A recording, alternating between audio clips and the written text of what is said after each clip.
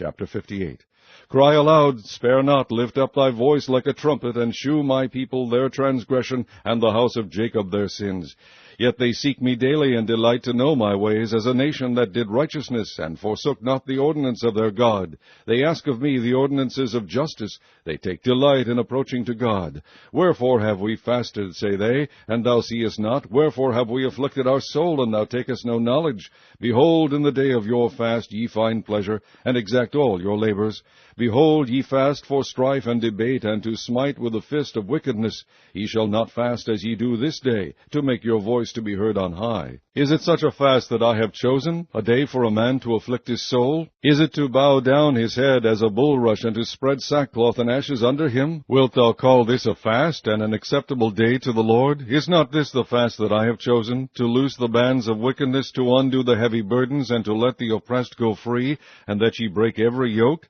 Is it not to deal thy bread to the hungry, and that thou bring the poor that are cast out to thy house? When thou seest the naked, that thou cover him, and that thou hide not thyself from thine own flesh. Then shall thy light break forth as the morning, and thine health shall spring forth speedily, and thy righteousness shall go before thee. The glory of the Lord shall be thy reward.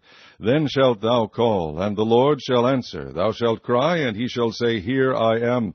If thou take away from the midst of thee the yoke, the putting forth of the finger and speaking vanity, and if thou draw out thy soul to the hungry, and satisfy the afflicted soul, then shall thy light rise in obscurity, and thy darkness be as the noonday. And the Lord shall guide thee continually, and satisfy thy soul in drought, and make fat thy bones, and thou shalt be like a watered garden, and be like a spring of water, whose waters fail not. And they that shall be of thee shall build the old waste places. Thou shalt raise up the foundations of many generations, and thou shalt be called the repairer of the breach, the restorer of paths to dwell in.